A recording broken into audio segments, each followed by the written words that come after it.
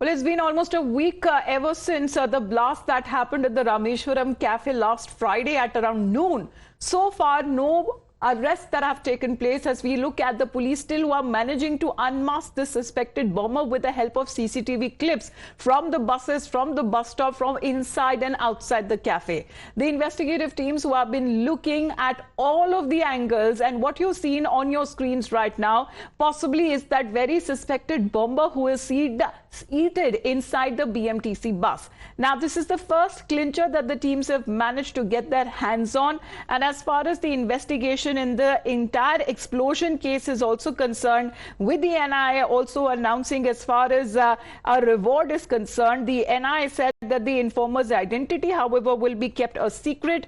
But meanwhile, when it comes to this low-intensity blast that happened on the 1st of March, that injured at least 10 people. Here is the first possible picture, Deepak, with a clearer image at least of his face. What is now being said that he was traveling on that BMTC bus. What was being said that he actually used public transport to actually reach to the cafe. Yes, Amita, we of course here at Times Now are putting out a lot of details pertaining to the investigation at this point. We've even been telling our viewers that he has been, probably so well planned and well thought that he was using multiple buses and, using public transport primarily. And but here we should also note that in Bengaluru, some of the AC buses of the BMTC have cameras as well. One of the pictures they're clearly capturing the image of that individual standing there. There's another image that they've gotten hold of where he's seated, where the cops believe that it is the suspected bomber, and they are of course looking into various aspects in consideration to that, because they believe that shirt that he was wearing, he's changed that. He's also removed his cap. Is the suspicion that they have got. Based on that, of course, they are investigating further. Last night we had multiple teams from Bengaluru who arrived in Tumakuru. They went through CCTV cameras from the bus station, from the railway station there too. They've expanded their search beyond Bengaluru. They are looking at various other routes that he could have possibly taken.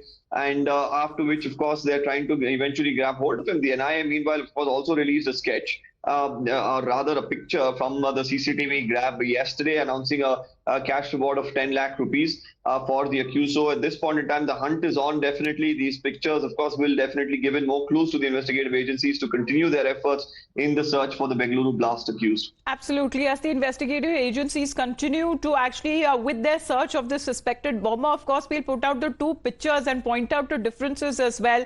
As far as the entire, especially when it comes to his clothing, the cap, the mask, the glasses that he was wearing, everything has been changed. And this most probably was the modus operandi there when it comes to the concealment of his possible identity. Please to stay on with us, Deepak, because we talk about the probe agencies that have till now gotten their hands on various CCTV clippings in which they call it as spotting the accused who planted the bomb at the Rameshwaram Cafe last week. Now, these CCTV clippings that we are talking about, in these clips that you can see the suspected bomber getting off the bus, taking a walk on the road with the bag. The third footage that actually shows the bomber entering the cafe with the bag on his right shoulder. Then he makes his way into the cafe at around 11:35 a.m. on last Friday. He places an order for Rava Idli, although he wasn't there for having a meal. But around a few minutes later, around 11:42, that is less than 10 minutes, the accused then went to wash his hands. At 11:44, he keeps his bag next to the wash basin,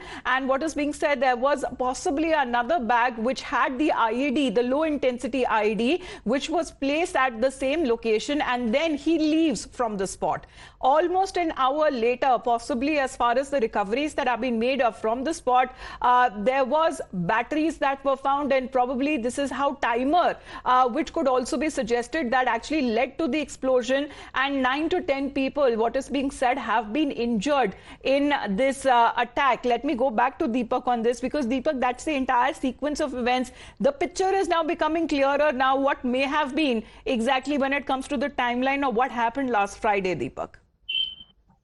Well, the biggest challenge for the police, and the investigative agencies here has been the fact that he's had a heads up of about 2 to 3 hours to really escape from the city if he had to. Also, it looks like the kind of movements that he is doing, he's pretty well trained. He knows what he's doing, the routes that he was taking. Probably a recon exercise was carried out even before. Deepak, please do stay on with us. We are trying to get as many reactions as possible. Dr. Vikram Singh is with us here on the phone line. Sir, good morning to you. Looking at such modus operandi, sir, where there is probably a sophisticated way in this explosion of this timer bomb that may have happened, although it was low intensity and people have been injured in this, but it's been almost a week now, sir, and the suspected bomber's identity is still being investigated. Good morning. This is on expected lines. Don't expect a person who is known in the police data to come out forward. No, the NIA also in their wisdom have announced a report of no fewer than 10 lakhs, which is a pretty hefty amount to be announced. But the gate, the manner in which he planted the bomb, as also the pedigree of the explosive, would certainly lead to the identification, and also the swagger, the dress, the timing, and the movement would be sufficient evidence to nail. It will take a little time, but those who are behind, the special interest groups, the jihadis who planted these things, I'm sure they have taken pains to obliterate the fingerprints and the footprints. But yes, they have committed major faults, which I would not like to disclose. It is only a matter of time before the NIA and the police reach the jugular of this culprit. Yes, it was deliberate. Rameshwaram Cafe, the timing and the day, I would not disclose that. A word to the wise is enough. Secondly, the manner in which it was a low-intensity explosion to instill a sense of panic in the residents of Bengaluru, so that they live in the state of panic for days and days together. And then, whether it was a lone wolf attack, but I feel my personal experience is that there is a special interest group that has indoctrinated, radicalized, and provided the logistics for this low intensity. Right, Dr. Singh, but that was obviously for the investigative agencies to find out, sir. But looking at the modus operandi, the timing that he came in, almost an hour later, the blast triggers, and then more time is being given to him till the time the police come into action. And it's been almost a week now, sir. Do you believe that a lot of time that is now being taken, especially when it comes to tracing the suspected bomber, sir? I know he could be anywhere. The entire focus, it dilutes, and then it takes, the more time it takes, the more difficult it becomes. But you would understand there have been cases where even after a year, the culprit was nabbed. And it is only when there is a lull after the incident, when there's some complacency. I will stop at that. But yes, the police have their own methodology of getting to the hardened criminals, and they have their own intelligence systems. 10 lakhs is a lot of money. It can be increased to 20 lakhs. Rest assured, their own handlers will hand them over to the NIA. Right, sir. Thank you very much, Dr. Singh, for joining us. Possibly because hot on the trail as far as the investigative agencies are also concerned, and a hefty reward that has also been announced by the NIA.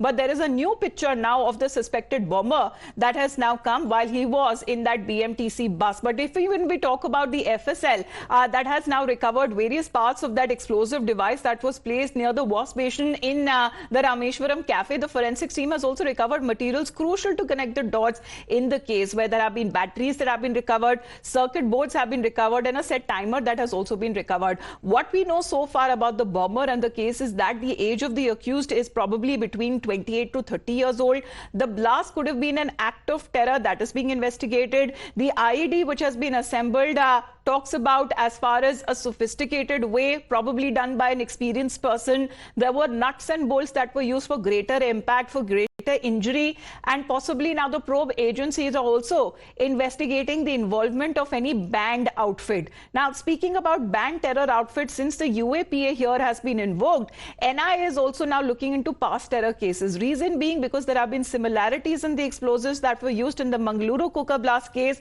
and also in the Bengaluru Cafe blast. The materials were very similar and alike. So the ambit of the probe has now widened as absconding men in the past blast cases are now said to be on the radar, which also talk about Tehel Mateen and Mudassir and Colonel, who are now being searched for across the 3 states to establish if there are any possible links to last week's explosion. The said individual, Colonel, who is said to be operating via encrypted chats, he is said to be the same Colonel connecting recruits routes via Vicar app as well. And as far as this modus operandi completely is concerned, was it an attempt to actually spread terror and spread across a bigger message in this cafe probe, which is now being taken over by the NIA?